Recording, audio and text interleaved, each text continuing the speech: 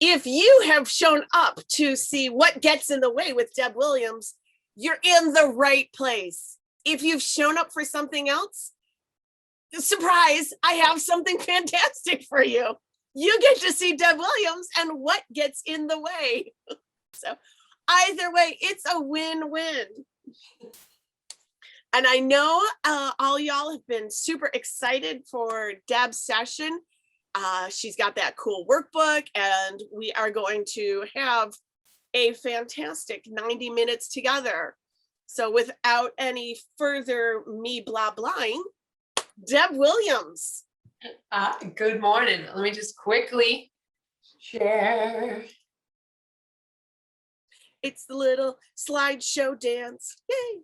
Does everything look appropriate? Yep, that's the right one. Fantastic. Good morning, everybody. Week 3 of CPSI. So you all kind of have had the chance to connect with each other. I have seen you all, but by way of introduction, I am Deb Williams, the owner of Collective Energy Consulting. And that is a boutique consulting firm that focuses on helping people work better together, to get the most out of the collective energy in the room, and to create workplaces where people want to be.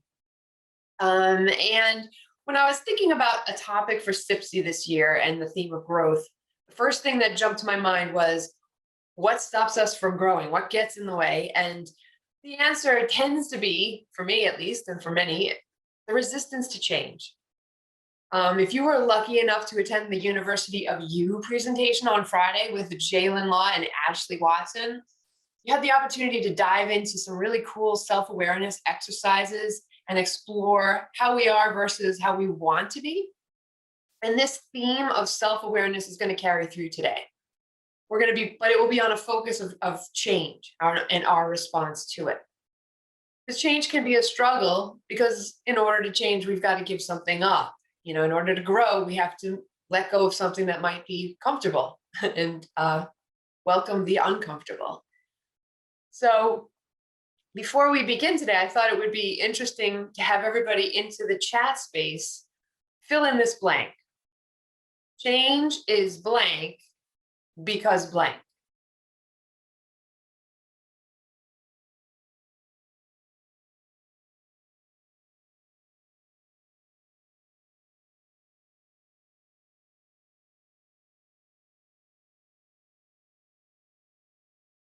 For each of you, change is hard because it pushes me out of my comfort zone. Absolutely. Exciting because it offers new opportunities. Yep. Change is great because it helps me grow. Uncomfortable because I have to give up control. I love it. Tough because of habits. Oh my goodness, peek ahead. And so that is part 2 of the program. We'll get into that in a minute. Tough because of habits. Absolutely. So yeah, in any given space, people have this undercurrent running through them. Some people have kind of a whole focus on how they either love or don't love change. And some people are more based upon the given change, the situation itself. So to begin for today, I thought I would quickly explain what the agenda shall be. So the first thing is talking about the nature of change and why it can be such a challenge, as people pointed out in the chat. The next will be about our predictable reactions to it. I've developed a model that all of the things begin with I, because I want to talk about where do I stand on a given change, followed by identifying the needs that underlie those reactions. We're going to use an exercise called Characters of Change to explore that and have you have an opportunity to work together on that. And then last but not least, that one key piece that came up already in the chat is our new approach to habit building. I'm going to give you a new helpful way to overcome the resistance that is within all of us about changing habits that are required in order for us to shift and grow.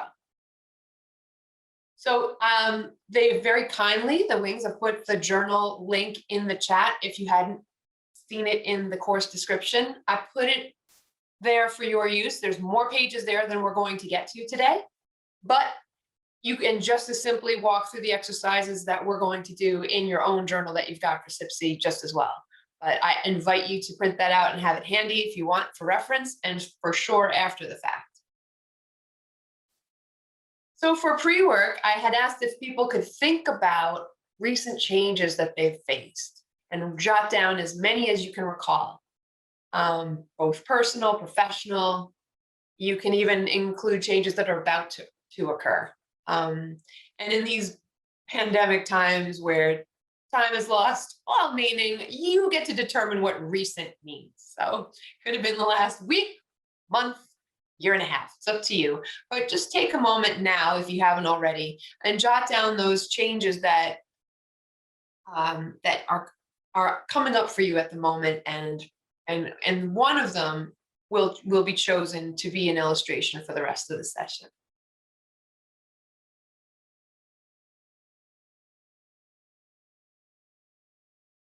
So once you've got some changes on your piece of paper, what I'd like to do is explore this idea of placing them on a grid between planned, unplanned, and welcome and unwelcome. And you might say, what's a planned but unwelcome change? And I kind of put bittersweet things in that category. Things like graduating from college. For me, that was something certainly planned, but definitely in that moment unwelcome. Like I wanted to stay with my friends. I wanted to be in that college life, and of course the scariness of entering real life, as they call it. So you might think about your list and say, here's something I planned, but I really don't welcome it. I really don't wish for it, but it's happening. The next quadrant is the unplanned and unwelcome, which I call incidents and accidents. Like a tree fell on our home during Superstorm Sandy. That would be an unplanned and unwelcome change, but it's something that, of course, you got to deal with. We all have those life circumstances that come up. The next one is welcome and unplanned, and I call that the serendipity box. So you didn't know it was going to happen, but you're sure glad that it did.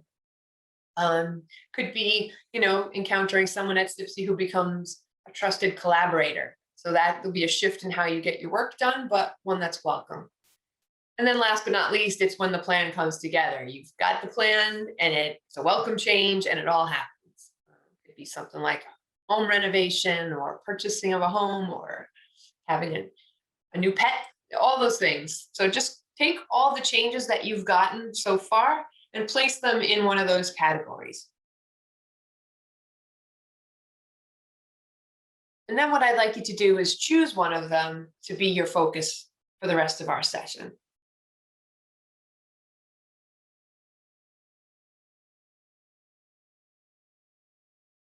So as you're thinking that through, we're going to go through a little bit of a description of why change is so tricky. So it's an emotional thing, no matter what we do. We can try to intellectualize change and talk about why there might be all good reasons for change to happen, but we still have that brilliant amygdala that sits in the back of the mind and interferes with all of our best intentions to just move with change. And when change happens, it is this roller coaster of an initial shock, of course, and then emotions that accompany it could range from fear to just pure overwhelm and everything in between. And as we're moving forward with it or attempting to, sometimes we might be trying to bargain our way out of it. Like, how do we get rid of this change? We don't want it. We don't like it. Let's just skip it. But we learn after a bit, it's not going to go away. So then we have the anxiety of how am I going to function in this new situation? And we get impatient with just wanting to get there and get good at whatever the new thing is. And then finally, we reach that moment of acceptance and some feeling of competence and ease. But it's not all negative. So especially in the CPSI world, we oftentimes see change as exciting, and it engages our curiosity. And when we get into that, instead of bargaining away the change, we think in terms of the positives and negatives and try to solve it for those negatives, engaging the full creativity and eventually getting that enthusiastic energy going again. So that's the backdrop of why, as human beings, we don't really love change. And then at its core, the big reason why change triggers these emotions is because in order to change, we've got to lose something. We have to give up something. If you're familiar with the William Bridges change model, you know that he calls this the ending stage. It's when we're mourning the loss of things that were comfortable and familiar. And I like to equate it to your favorite well-worn shoes. They may not be your most fashionable, but they feel good and they've taken you lots and lots of miles and you're just used to them. And during this phase, you've got to learn to let go of the old. You're recognizing emotions and trying to deal with them. And you're dealing with the shock that accompanies sudden change in particular. And the next phase is the neutral zone, which is that place where you're no longer in the old world and you're not quite in the new. So it's uncomfortable and transition-y. Nobody really loves that because there's so much confusion and anxiety that can be provoked. And we might be in a place where we question our capability and our fit in the new world. But last but not least, we can get to the phase of new beginnings, which is where things become promising. We test out we test out how old systems might work in the new world. We experiment and we start to integrate things. And we start to build traction and experience some small successes that build our confidence and our positive momentum. So if we overlay these phases of change that Bridges has shared with this emotional roller coaster, we might consider the first third to be the endings phase, the middle, the neutral zone, and the right-hand side of this curve to be the new beginnings phase. And it's not a static or linear progression. There are many, many times where we could find ourselves in the new beginnings phase and then getting thrown off balance by new information and finding our way back to the neutral zone. So the goal today is to learn how we can help ourselves move through these phases most effectively, calmly, and confidently. And what I'd like to do now is to launch a quick poll and have you consider the change that you've selected for yourself for today. And just answer this poll that Joelle is going to pop up and say, which phase sounds like the phase that you are in at the moment?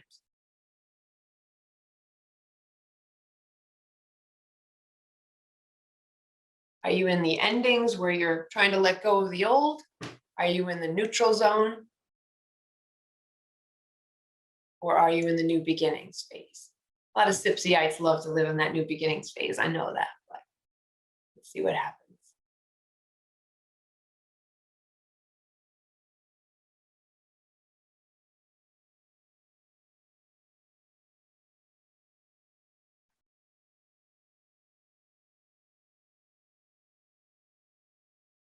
Joelle, do we have enough results? I see that they're still changing. If you would like to continue, it's up to you. I'll wait a beat.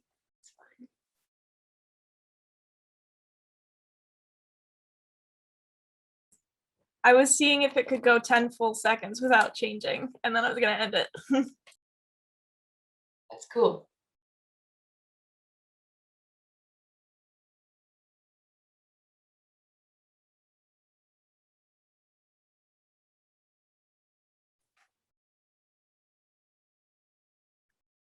All right, I've just shared the results. Okay. Yep. Kind of like I expected that there would be a healthy representation of new beginnings for sure, but also a fair amount of neutral zone.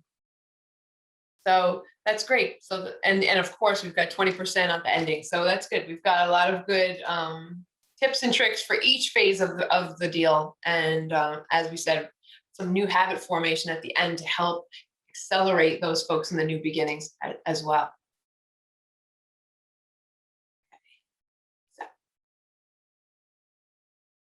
So let's talk about those predictable reactions. Where do I stand in the face of the change? So I might be in the neutral zone, but I might have 4 different reactions. And there are a lot of different models out there, but I wanted to have one that was simple to remember and easy to recognize when you're interacting with other folks. So I created one, and each of the reactions begin with the letter I. So the first one is the initiate person, the person who comes up with the idea, is super jazzed for change, and is trying like mad to convince everybody to come along with it. The next person is the implementer, who just takes it and runs with it. Oh, something's new come down the pike. Fine. How do we make it so? How do we figure it out? Followed by the person who just wants to ignore it, treats it like a passing fad, and just wants to wait it out. And then the last one is the one that interferes actively in the change. They are so opposed that they will just do everything and anything to keep it from coming to pass, sabotage included, right? So I thought it would be kind of fun for those folks that are in the States. There's a show called The Big Bang Theory, and I thought it would be interesting to share one example of these types in action. And there was an episode called the table polarization. These friends, instead of 7 people, there's 2 roommates. There's Leonard and Sheldon, and someone says, it sure would be great if we had a dining table where everybody could sit, because everybody's always hunkered around this tiny table with their takeout. And Sheldon's immediate reaction is, heck no. But the initiator is Leonard. He's like, I think it makes sense. We're adults. We don't have enough room for people. We should have a table. So behind them is an area full of junk. And he says, I'm going to take all that stuff and put it in storage so we can make space for it. But there's, of course, that resistance going on. His girlfriend, Penny, says, hey, listen, don't let Sheldon dictate what happens. Let's just do this. We'll go shopping and get the table. Amy is Sheldon's girlfriend, and she just accompanies him here on the couch, ignoring the change. And Sheldon, of course, spends so much time and energy. He is adamant. He says, first he starts with chaos theory. You don't understand. You put a table in here, the butterfly effect. We don't even know the implications of what could happen from this table. Then he moves his workspace up into the area that they want to use for the dining table. And he says, I'm downloading the 177 downloads to upgrade my computer that's been here for 6 years. Then he challenges their roommate relationship, says that you don't want to sacrifice our harmonious relationship for the sake of a table. He almost breaks up with his girlfriend because somebody points out to him, hey, not all change is bad. Amy came into your life and she changed you for the better. And he's like, what? Wait. So his instinct is to go and just break up with her. So he takes it all the way to the extremes. So that's just a little bit of a little illustration, so that as you're kind of placing yourself eventually on this continuum, you have that in your heads. This continuum of change acceptance, I thought would be good opportunity for us to get up out of our seats if mobility is not an issue for you. So if you would like, this is a moment where you can get up out of your chair and imagine a line on the floor, one side on the left representing no way, I am fully and 100% opposed to this idea, and the right side meaning the yes and in the true tradition of CPSI. And what I'm going to do is propose a set of 9 things, and all I want you to do is vote with your feet. Move yourself to one side or the other based on how you respond to the proposal that's being put up on the screen. And if you don't have the ability to hop out of your seat right now, you can just draw a line on the page, and they'll be numbered 1 through 9. So you can just put 1, 2, 3 on anywhere on the line on the page that represents where you position yourself. And of course, there's the 2 extremes, but of course there are places in the middle as well. So you're not allowed to put your X or move yourself in the middle if you like. Any questions? Thumbs up? Okay, so standing up, you get to say to yourself, where do I stand on the following 9 changes? First one is buying or using the latest and greatest technology. Are you the one that's like, yes, and I want the new apps that go with it, or heck no, I still have my iPhone 8 and leave it at that? The next one is owning a self-driving car.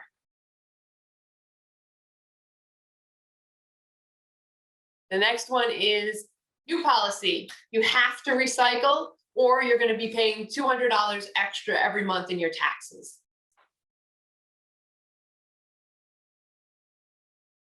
Budget cuts, whether they're personal or at work. Do you typically fight it with everything in your being, or are you like on board? It makes sense to you. We got to be responsible. Which is your particular? This is a messy group. This one's like, yeah, I don't know. 12-month school year.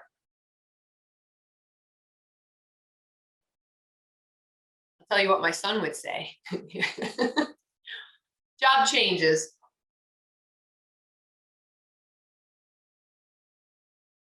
Starting a diet.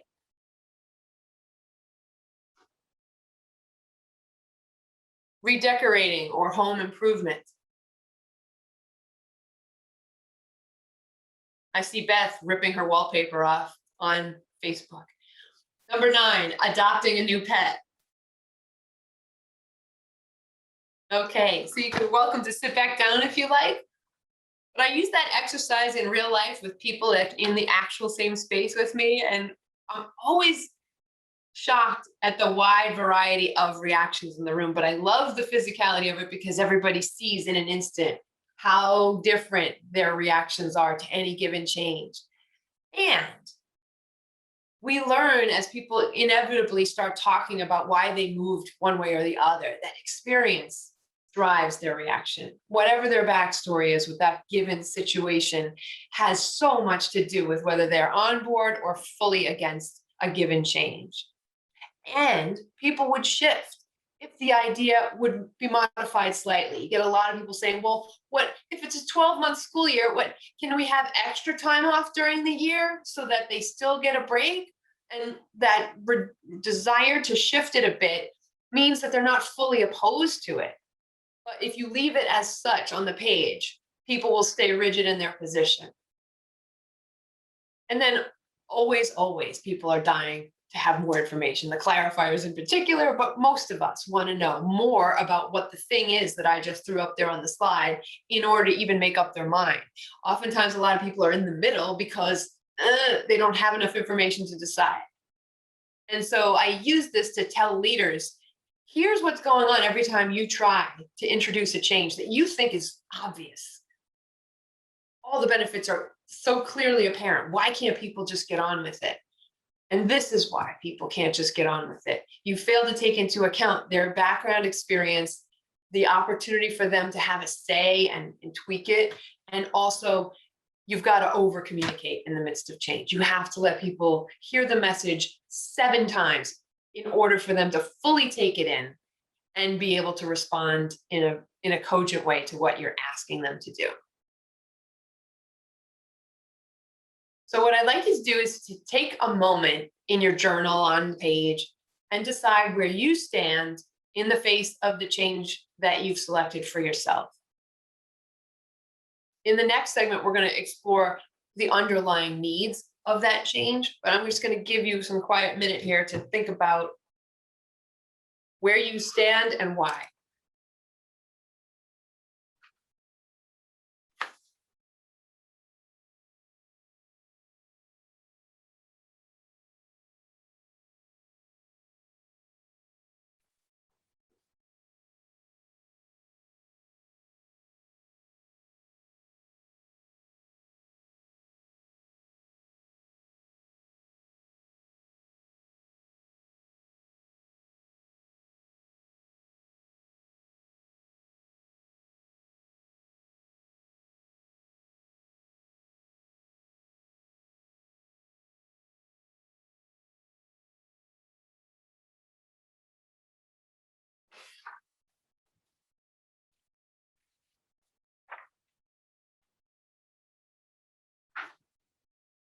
Deb, while Yeah. people are working on this, could you go over them?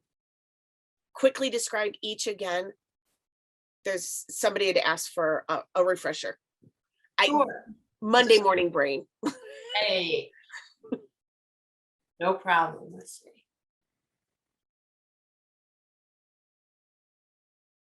Oops. Well, I guess it's not even really on a slide, but let's use this. So an initiator is someone who is the driver of the change, who's come up with the new idea, who's excited, jazzed, wants it to happen, and can't wait to see it come to pass. The implementer is the one that hops on board very quickly and says, how do we make it so? What can I do to help? How can I contribute to it? And doesn't really hesitate. The person who ignores it is someone who just sees it as flavor of the month. Seen this come and go. I'll just wait it out. I'll just keep doing what I always do, and wait for the next one to come in and say they're going to change it back to the way it was anyway. And then last but not least, the interfering folks are the ones who are so opposed to it that they pull out all the stops and try their best to just not just ignore it and wait it out, but make it go away, make it impossible to implement. Any other questions in the chat, Ms. Beth? Where would the ostrich fall? I suppose under ignore.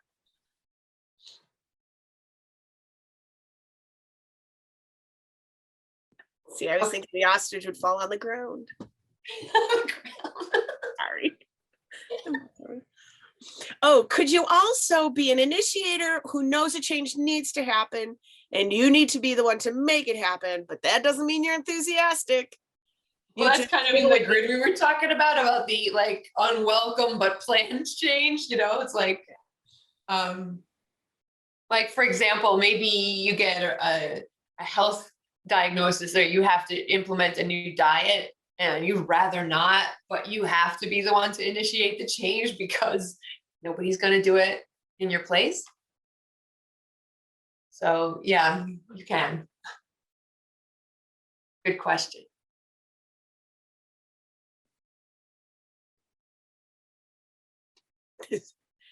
Okay. It's the moment you realize you're an adult.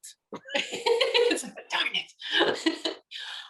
Okay, so I'm going to move into the next segment here, which is about identifying those needs. We're going to use an exercise called characters of change to kind of pull this out from our experiences and from each other in breakouts. But this slide is deliberately messy in the way I've created it because it's sometimes very difficult to articulate what we need. In the workplace, it can be even more difficult because we don't want to appear needy or weak or complaining too much. But the fact is, the folks that get their needs addressed will demonstrate their value so much sooner than those who spend their energy worrying, waiting for their unmet needs to get addressed. You know, you have to go after it if you're going to be able to move forward with the change. And the first step in going forward is to think to yourself, what is it that I actually need? So we've already discussed throughout CPSI how unexpected change in particular can create that fight or flight or freeze response within us, but not all resistance is so easy to observe. Outward signs are evident in the things that we say and do, of course, but it's the inward signs that nobody really knows are about what we think and feel and need. And observing these signs within ourselves can really help us figure out what we need to do in order to find a way forward.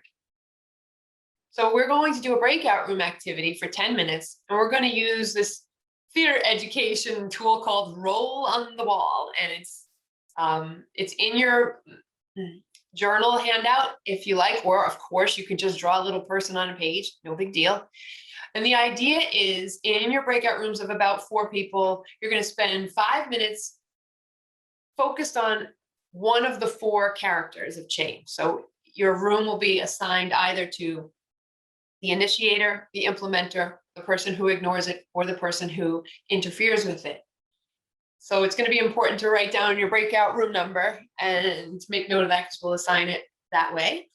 But you'll spend 5 minutes filling in the outside of the outline, saying, what is it that this player, this character will say and do? What are the signs that someone's an initiator or implementer?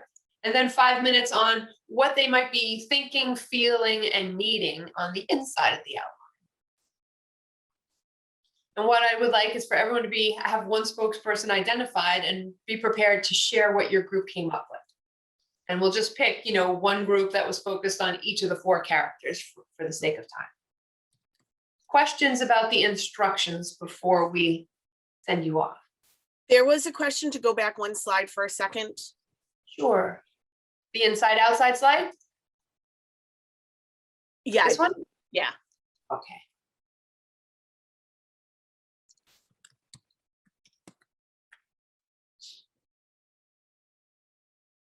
Is that good, Chris?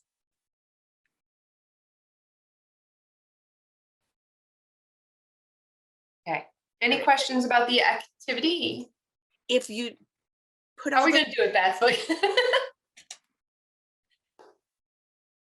all right.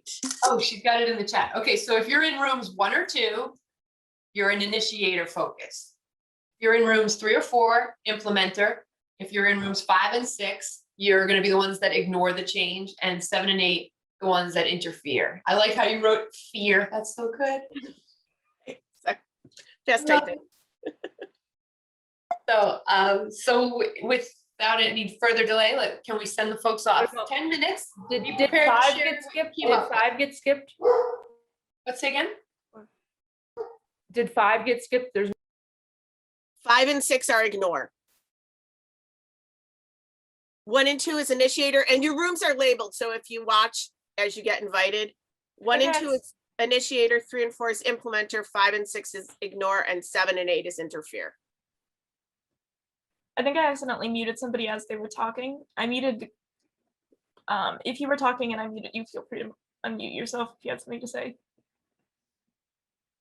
So what we're going to do next is debrief what you came up with. First question is, what external indicators did your team describe? And then next is, what are the underlying needs that you think exist where this character stands, and why it is that, you know, it's a difficult, or why they are such a champion of change in some cases.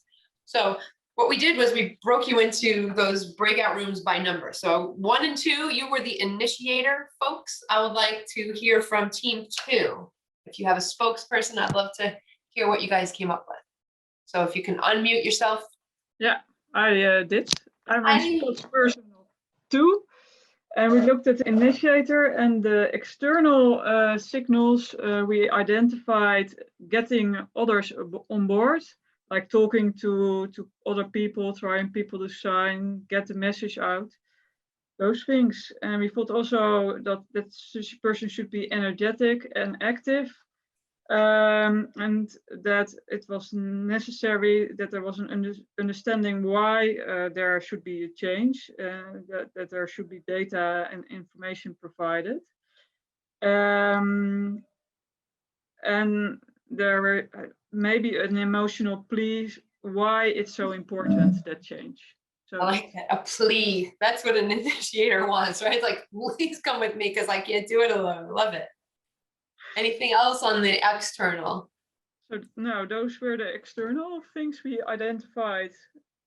And then for the internal things, we had like, most important was that there should be a vision from this person. So Vision? a vision about what should be initiated and why. Mm-hmm. And then we talked about that there was a need for support in the implementers characters for those initiators, who can help to move forward in this process.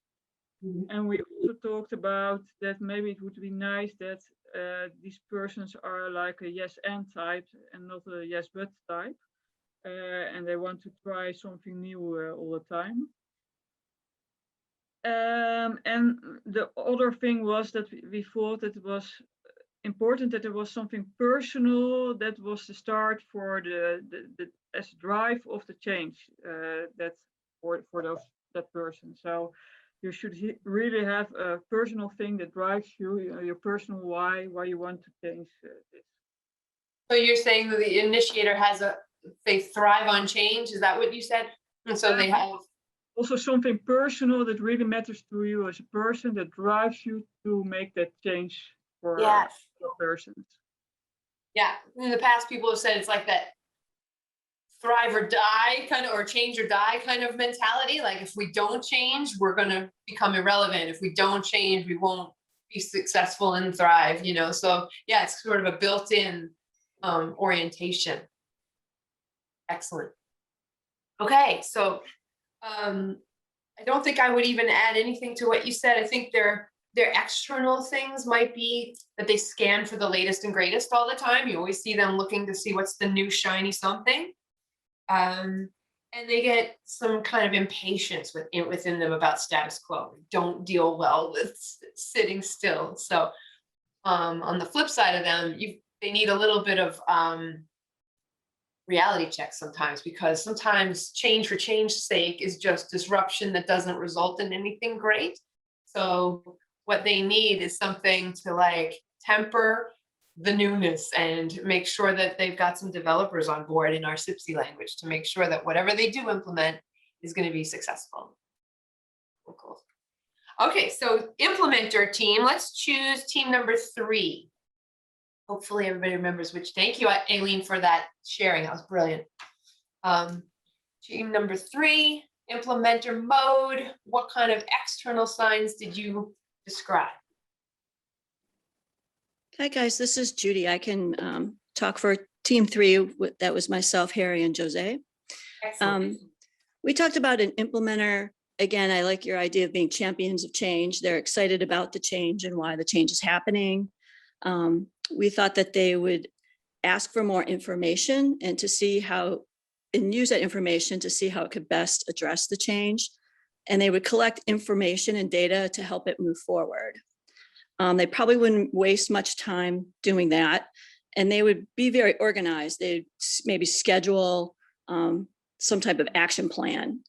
And then they would, of course, we were doing this, so these seem a little bit out of order, but they would actually jump up and volunteer to find out how they could help.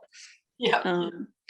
We thought that they would face obstacles in a positive way and invite others to participate and probably try to build a team or network of people to keep things moving forward. They would be goal-oriented and probably create some kind of like timeline that had milestones that they would share with the team, and then seek out ways to keep meeting those milestones and their goals. They would inform stakeholders about the progress and the team, keep them moving forward. And they probably have some type of like logistical things to help them, like, visuals with the timeline, taking care of budgets, things of that nature. So those were all the outside types of things that we thought we would see them do. And then the inside, their thinking and feeling part, they have this drive to decide to go for a goal, to reach the goal and be very optimistic about it and to move forward.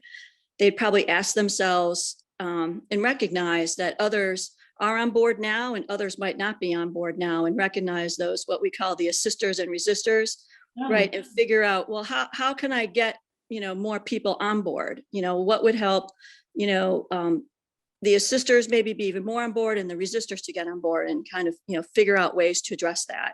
And they would always probably feel a sense of urgency and try to figure out how to move faster. They'd probably think ahead about problems and figure out, well, how can I address this problem now? And then be proactive about it, as opposed to waiting for it to come up. And then they probably would ask themselves maybe how they could be more persuasive. That's excellent. That's a really great description of what energizes these folks and helps them keep the momentum that they so desperately want and need in the true implementer fashion. When you think in terms of foresight, absolutely. In light of change, it's important for people to feel like they know what needs to get done so that they can execute the plan and pull people along, just like you said. I think the only other thing I would add to it is they could use some really good positive recognition as they go along, right? To help that flywheel of motivation keep spinning madly, so in support of the change. Brilliant. Thank you so much, Judith. How about our team for the ones that ignore stuff? How about team number 6? The folks that are more inclined to ignore the change or wait for it to pass. What are their external indicators and what are their internal motivators? Deb, I think we were 6. Marlene, were we 6? I knew we were ignoring. I just didn't remember if we were 5 or 6. Take it. Take it anyway. Take it. Okay, outside view of the ignorer. It was this. La la la la la la la la la la la la la la. Fingers in the ears. I am not hearing you. Also the ostrich, but we love this kind of an indicator. They're going to keep doing what they have been doing, keeping their head down and just pretending it ain't there. You stay in the same place, even though the rest of the team seems to be marching along. You've got your feet planted in the ground. If there's a meeting, like in a business situation, you're late or you don't show up, or you do and you sit there with your arms crossed and you don't participate at all, almost as you're staking your ignore flag in the sand. And then we got to this bit of conversation about continuum of when does ignore start to become a little bit more screw with it and make it fall apart. So when you're coming up with excuses and when you become a little bit more subversive around, you know, there's a new timesheet we're supposed to use at the office, but I'm not going to use it. I'm pushing back a little bit. It's not really ignore, but it's more of a passive aggressive push. If we go inside, all of it comes with the big F, the F word, fear. So they're comfortable. They're comfortable where they are. They don't want to feel uncomfortable. They're feeling overwhelmed. They kind of just shut down. They retreat. They're an ostrich. They stick their internals in the sand. They might get hurt. They might be made to feel dumb. But at the end of the day, it's the big F word.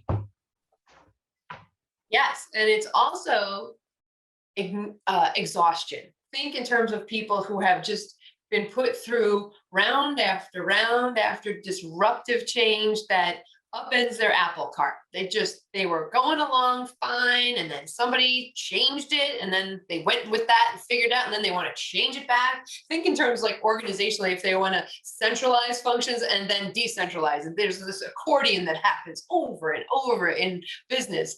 And if you're a lifer inside an organization, a couple of rounds of that could make you say, you know what, I'll just wait this out. I'll just wait. I don't need to do this. Half of it won't work because change is hard and people don't usually have wonderful, thriving success because they make a lot of mistakes in implementing it, right? So these ignorer people, they just like, let's capitalize on that frailty. Let's make sure that we just do as little as possible to disrupt ourselves because it's painful. Like, all right, it didn't go well for us last time. We had a lot of rework, if you will. Don't want to do it. And they love to stick with what has worked and keep showing up in meetings talking about why it shouldn't change. This is fine. Here's what worked last time. Here's what didn't work last time. They love to tell you that too. So what they need from a change management standpoint is proof of the merit of the new approach. You can't just say it's a great idea and hope that they're going to come on board with you. They want to know for reals, why is this worth doing? Show me. Like, and then once the change starts to be implemented, you need to tell them when the early wins are happening and fully explain it. So this just happened and why it's good and how it's going to help us going forward. And you've got to give them some kind of a role to play, even if it's tiny, because you don't want to give someone who's not on board a massive role in it, but you give them a tiny something to do. They experience being valued, because really a lot of that fear you're talking about is feeling like they're out of date and no longer going to be considered. So by giving them a role, you're giving them consideration already. And then last but not least, I'd say security-wise, if you can give them 1 inch of a feeling of security, that they're still going to have a role to play, that they're not going to lose their job, that their hours aren't going to be impacted, or, pick something that isn't going to change, because the ignore people are dying for stability. So if you can give them an indication of what they can still count on, what they don't have to change, that goes a long way to helping them, experience things in a more calm and productive way, and help shift them along that continuum in the positive direction. Excellent. So how about our interfere group? Team 7 is one of our interfere groups. Who might be the spokesperson? It's Tara. I can't find my partner. I can't find my partner. I'm here. Oh, there she is. Sylvia. You guys can co-present because you were only in a team of 2, right? Yes. We just, one of the things I wanted to say here is each of these, we're seeing this as a very positive to negative. It's almost, you could see it that both of them could be negative and positive change. So an initiator who comes up with a very negative change the interferer at the other end is probably going to be a great advocator. It's probably going to be just the person who's going to say, no, that's not okay. It's not okay to do that. And I think of all the things that are going on in the world at the moment, those could be the interferers. So when we were talking about what you might see, is, automatically you go down the route, it's difficult, obstructive, things like that. But actually that could be a positive. It's passionate. It's people that are, they're energetic. They're highly energized by something. They might be making suggestions, either positive or negative, but they're going to be quite highly engaged, no matter whether it's negative or positive. So there's going to be a sense of passion in there. And they're going to be showing those signs, whether it's body language or what the actions that they take, the suggestions that they make. And then the inside view was they might have very strong beliefs. They might be quite keen on advocating those beliefs. They might actually be just coming up against mismatched objectives. They might have a different objective to what's being put about. So Sylvia, do you want to add something on those as well? Yeah, I think you hit it right on. That's exactly what we talked about. But the highlight for me was certainly that, this interference could come from a positive or a negative place. And so depending on where the person is coming from is kind of what the strong emotion or the strong body language is going to look like. Because you almost saw this as like the two on the either end can be the advocators and the movers and the shakers, and the two in the middle, the implementers, the ignorers, actually the ones that they could be implementing a good change or a bad change. So they're not necessarily negative. They could be ignoring it because they're literally saying, hey guys, this is, this is going to blow over, and could be keeping a sense of calm within people as well. So I think it's always important to see the positive and the negative side of each.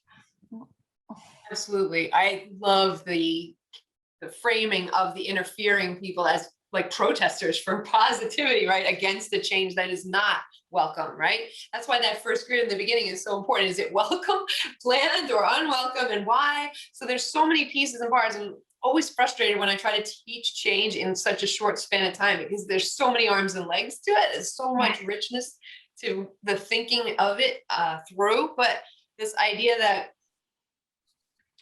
moving toward a change, it all depends on what is the change we're talking about to begin with, and how we position ourselves on it and why, right? I have a question. Yeah. So we were the other interferer group, right? And I have a question because we talked about a potential behavior, which was asking questions. And somebody said, well, we don't want to put asking questions because that could be behavior for other reasons. But an interferer might, for example, use asking questions just as a delaying tactic or something. So my question is, can some of the behaviors we talk about be in any of these, but yet you have to kind of look at the motivation for that behavior to decide what's actually happening? 100%. Exactly right. Because you can't say, like, you might say, oh, someone who ignores it needs to hear the message over and over again. But that's true for all of us, except for the person who created the change. We all need to hear it over and over in order to be productive within it. Implementers need the messaging multiple times so they know how to act and what to do. Interfering folks need the message multiple times so that they can hopefully shift their thinking if it's a positive change. If not, then they can find their ways to stall tactics and keep it from happening to begin with. But something we said on that, Laura, as well, was that you're looking for the motivation behind, because you tend to find people that are most vociferous about a certain topic. It's usually what they're missing. So like you say, they could be talking a lot, we don't want to do this, don't like this, but it's because they want belonging. They want to be a part of it. They don't feel a part of it or something like that. So usually they're most vociferous about what they're missing. That's right. And they need, the people who are in the interfere mode, they need more than anything else for their concerns to be heard. They need to have someone take it in and do something for and about it so that they can move past it. If they keep screaming into the wind and feel like it's not landing anywhere, they're just going to keep in that oppositional force. And again, I'm taking it from a point of view of a positive change that we're trying to get people to come along with. They're never going to come along if they don't feel heard, if they don't feel acknowledged and addressed. So So they have to have that excess of communication. They have to have the opportunity to have someone respond to what they're saying is a burning need, because like you're saying, it's from their history. Something happened where they were put through a change that was in some ways even traumatic. And if you can't let them voice those concerns and address them, they can't move forward. It's like it's like impossible almost for them. But if they have been attended to and communicated with and attempted to have been involved in the whole thing in an honest and honorable way, they need consequences. That's another thing they need. They need either positive consequences for moving an inch in the direction you need them to go, so that they feel, again, seen, heard, and also you're reinforcing the behavior, or they need consequences as in, no, you can't disrupt every meeting that we're trying to communicate about this change. You're not invited to the meeting. So, or you might not be part of the organization after a spell if you just cannot move in the direction that they need you to go. Obviously, it would be a flip-flop if it were, a protesting situation on a change that was horrific. But these are the kind of things that underpin where people land on that continuum. And one thing that's super important to always say is that it's not a static position. You may be in one of those positions because of a given change, but with information, care, and attendance to your needs, you can shift along in a positive direction. But the goal is for us to overcome our inner Sheldon, right? To identify those needs that legitimately underlie the reaction and get them addressed.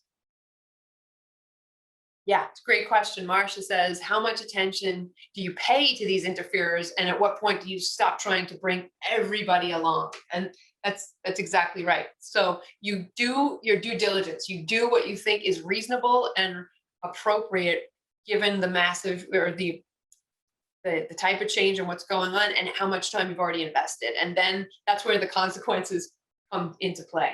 They either are not invited or they're no longer part of the organization. And it also has to do with the extreme to which they're opposing. If they're harmless but static, that's one approach that you would take to try to help them move in the positive direction without them taking up precious time and energy from the rest of the folks. Or if they've maxed out on all their chances and they're just not going to come along, they may self-select. They oftentimes will just vote with their own feet and leave, because people make up their own minds about what they could tolerate or not in the midst of a change. Yeah, Deb, I was in group 8, and as I was writing down all the responses of our group in my head, I'm thinking of Donald Trump. And, I never was thinking of that when I built this. And then as soon as it was shared to the last team, I'm like, oh, yes, it does change the whole, yes. Mm-hmm. Yeah, because you want the most interfering, loudest voices in some ways to do as much as they can to stop some of the policies and yeah. And so you would give that a whole different view. It's a whole, it's and it really does all go back to motive. Like they're back in the initiator phase because they're initiating a change against the change that's being introduced, right? So it's like a meta. Right? Yeah, that's why I said it really all does go back to motive. And then that drives how you would engage and try to move things forward. I couldn't agree more. So true. And that's why I always, every time, whether you're on the barometer of change, voting with your feet, whether we're talking about these positions and the needs, it's constantly flexible depending on what emerges, what you find out, what new information comes, who is going to say yes to something that you need in order to move through the change. It can shift. And also in the negative, you could be the biggest champion and then something goes sideways that you didn't anticipate and you feel betrayed in some way, then you shift your position as well. So it's this exploration of what does a person need in light of this given change in order to move in a direction that's going to help them get there, even if it's a protest situation. So now I'm going to give you guys some time to think about what you need in light of the change that you've got in your journals. I'm going to play some music for about 3 minutes and let you think through those different positions along the continuum where I stand in the midst of the change I'm facing. And really use page 13 of the journal if you have it printed. If not, just use your regular journal and just write down the things that you would need in order to be able to move forward and grow.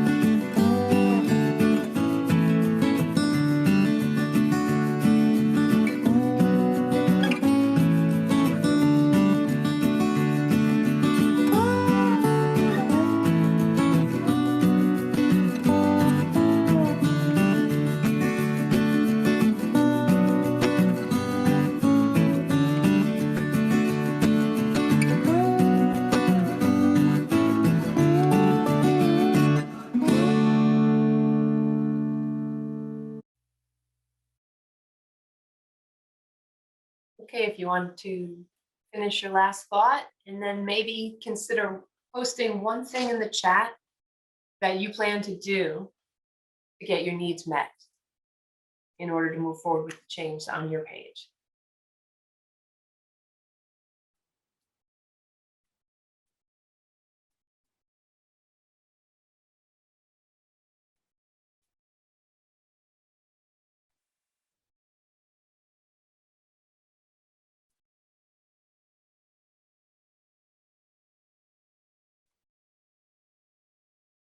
Act with my feet, not my feelings. I love that.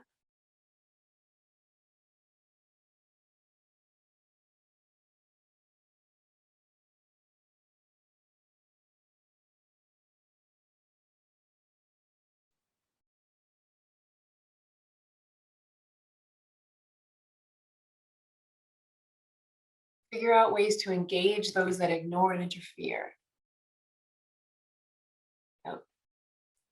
Tapping into those needs that they may not always tell you, but you can, if you ask more questions, you might get more insight and then be able to shift them in the direction that you need them to go.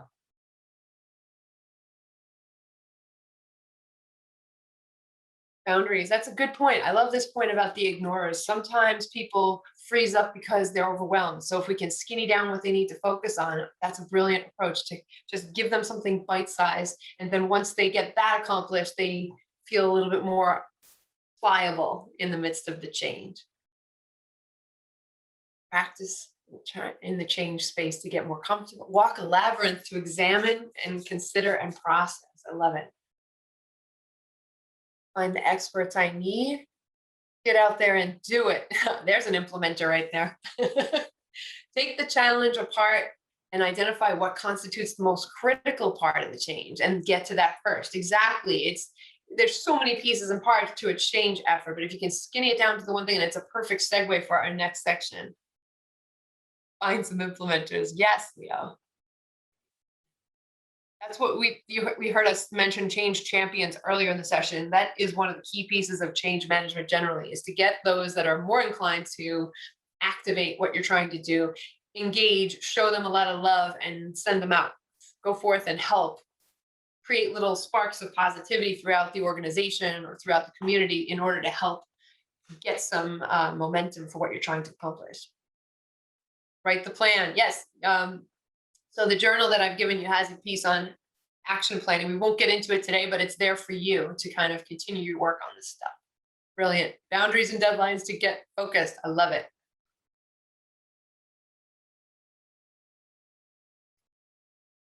So we've talked a lot about mindset and how to get people to articulate those needs in order to change their mindset and feel more hopeful and positive and less overwhelmed.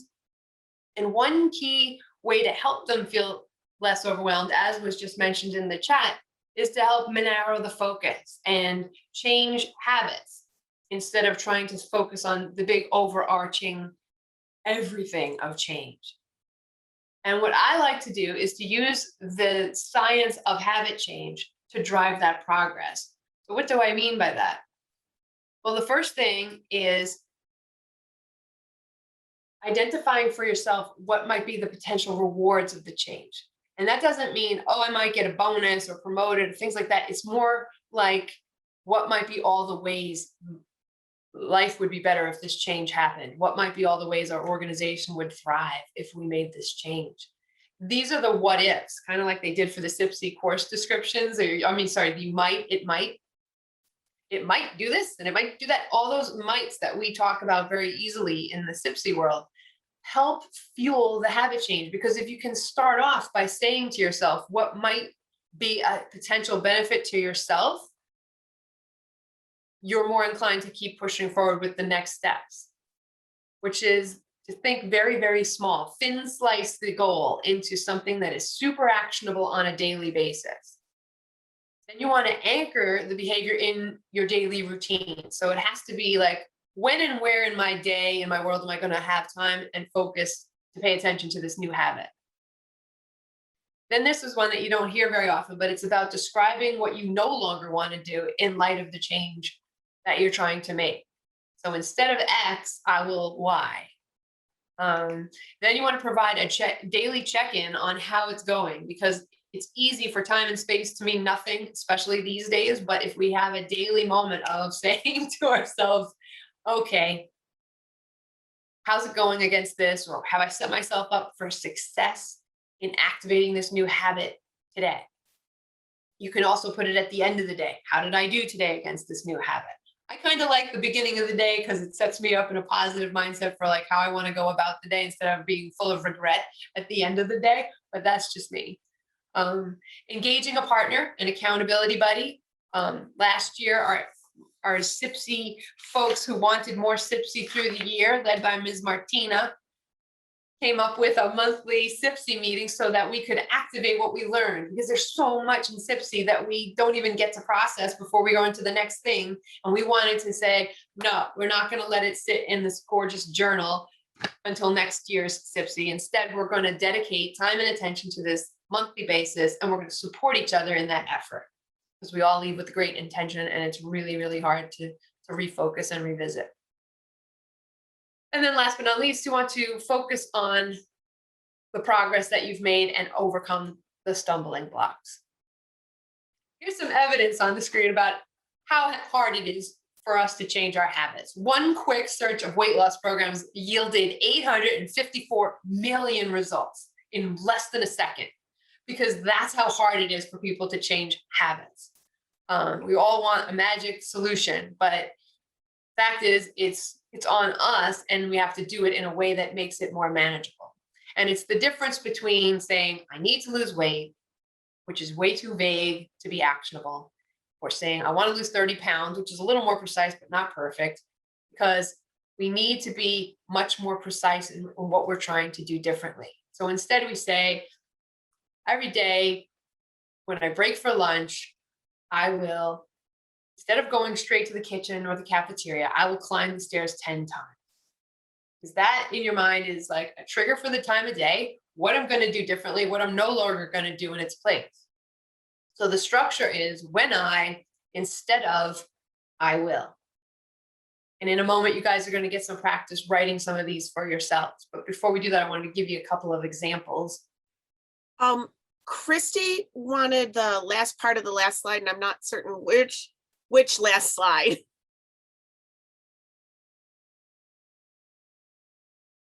This one? Maybe this one. I'm scanning to see Christy's face. Yep. Oh, thumbs up. Okay. Good to see you, Christy, by the way. So it's the structure of when I, instead of, I will. And this comes from 2 books. One is James Clear's Atomic Habits, and the other is The Power of Habit by Charles Duhigg. And the way we can practice this, here's a couple of examples. So if we're thinking about our change management plan, when I begin my day, instead of jumping on email, I will review my change action plan and identify one thing I can do today that's going to go furthest toward achieving my goal. So the habit change is not to just go on about my business every single day the way I always have. I'm going to stop, not do that. I'm going to look at the plan and I'm going to pick one thing. That's my new habit. Every day I'm going to pick one new thing. I may not achieve the whole thing that day that I've selected, but then the next day you can go back to that same goal or object on the action plan until it's complete, and then move on to the next. But it's the new habit of not using our default activity.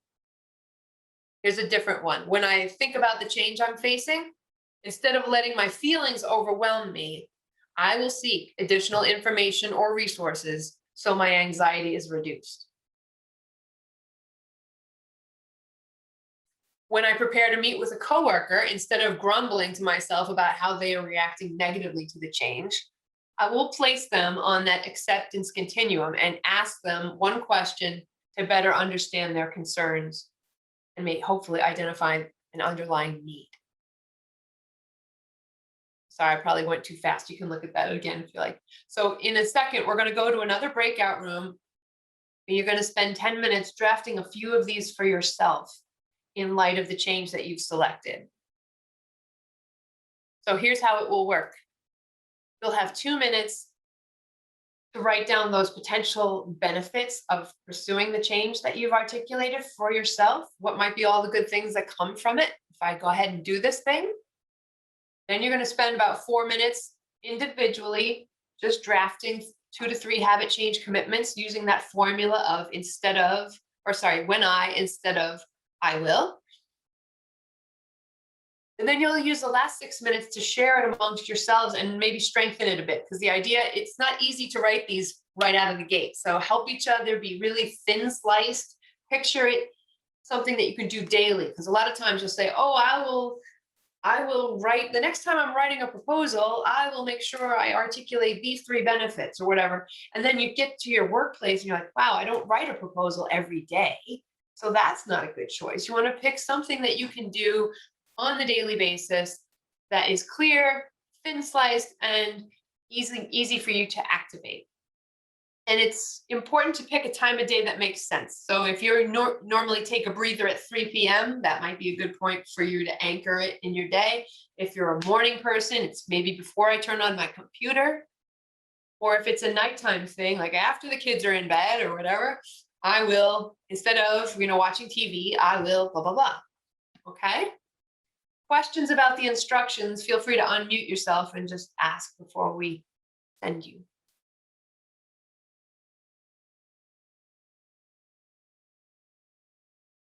Sorry about my my abbreviation. What might be all the ways? Okay. All right, Beth, I think everybody's good. So we will see you in about 12 minutes, and we would like you to come back ready to share one of your habit commitment changes. Fantastic. Okay, so in the interest of time, which is fleeting right now, I would like to have people just go ahead in the chat, type in your favorite habit build that you have written for yourself. Por favor.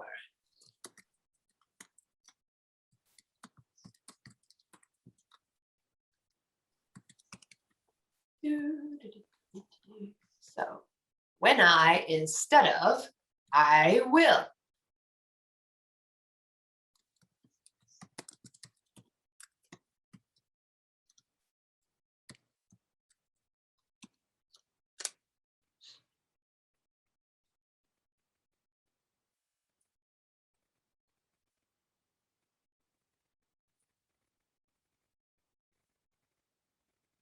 Oh, there's some good ones coming in the chat.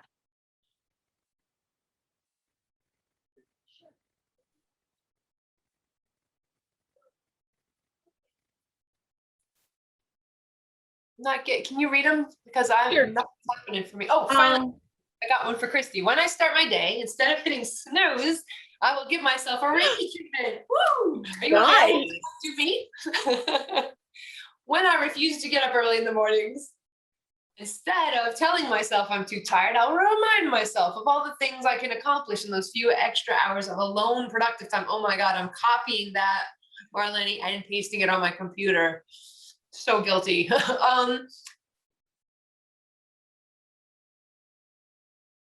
Interesting. Someone said they had a quick insight that they play all the roles when it comes to my own change. That is really fascinating because you have to make yourself think of it. You have to do something with it. Sometimes you ignore it because you don't want to deal with it, and sometimes you sabotage yourself. Right? That's brilliant. When I send the next invoice, instead of passively just sending it, I will ask for a referral. Marilyn, gold star. When I get up each morning, instead of reading the New York Times, I will start selecting pictures for my meditation book with a goal of 52. I love these. I love these. When I get a new opportunity, instead of just adding it to the list, I will see how it may or may not fit my priorities and my calendar. Brilliant. You guys are rock stars because I don't even need to tweak yours. They're exactly the way they need to be in order to be active. So no CPSI event is complete without reflection. I'm not asking you to do it now. I'm merely saying that in page 19 in the journal, there's a place not only for you to reflect on what happened today, but also I invite you to take the habit you've built for yourself and book a reminder for the next 30 days on your calendar at some point in the day when you're sure you can attend to it. And then at the end of 30 days, I would love to know, how did it go? I would love to hear from you. I did this, it's 30 days later. So if you're interested in that kind of support from me, on the next slide is my email. So please copy it down and send it to me. If you want more information than I was able to scrunch into today's session, I have a class that's published on Skillshare. So if you're already a member of Skillshare, just find it via this link. Also, if you're not a Skillshare person, which is a very big cornucopia of joyful things to find out and learn about, from art to cooking to everything else, if you use my link, you can use Skillshare for 30 days for free. Can you put this link in the chat, please? Yes. Thank you. Well, can you pop that into the chat for me for a second? If not, I'll do it in a second. But here's my email up here on the slide.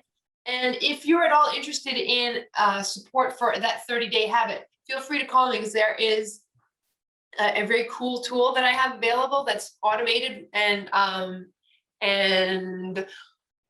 that buddy system is key. So if you're really trying to activate something that you've carefully crafted on the page today, I will be your buddy. And I would love to see your progress. Thank you so much, Beth, for the link being posted in the chat ski. I was able to cheat. I have your PowerPoint, so I copy and paste it. Yeah, you do. Excellent. So I will look forward to continuing the conversation about habit change in light of change.